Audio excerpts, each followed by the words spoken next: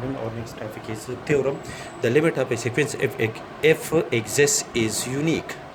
Let a n be a convergent sequence convert to the point a, that is limit n tend to infinity a n is equal to a, then by definition the another notation according to the definition, for each epsilon greater than 0 there exists a positive integer n1 such that a n minus a absolute is less than epsilon for n is greater than or equal to n1.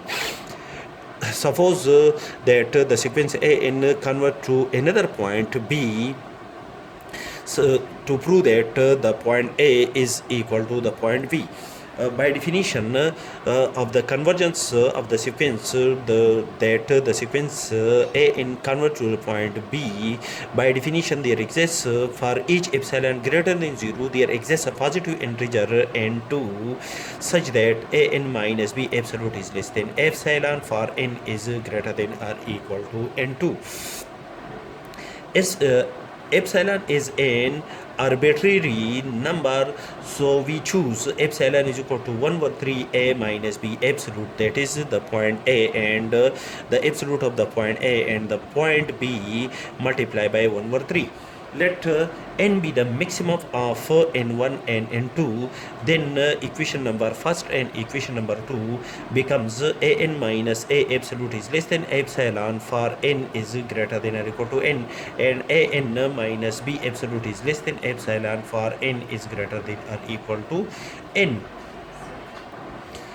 Now a minus b absolute is equal to a n minus b minus a n plus a absolute, which is equal to taking minus 1 common in these two terms, which is equal to minus 1 multiplied by a n minus a plus a n minus b absolute, which is less than or equal to a n minus a absolute plus a n minus b absolute, and is greater than or equal to a minus b absolute, and a n minus a absolute is less than epsilon.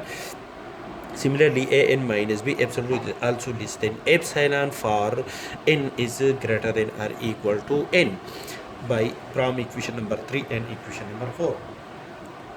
That is a minus b absolute is less than 2 epsilon, multiply according to this condition, multiply both sides by 1/3 a minus b absolute is less than 2 divided by 3 epsilon, or 1/3 a minus b absolute is equal to epsilon. After the simplification we have 3 epsilon is less than 2 epsilon, which is impossible.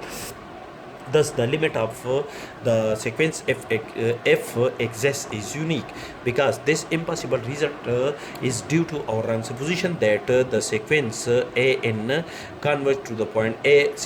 Also, the sequence a n converges to the point b.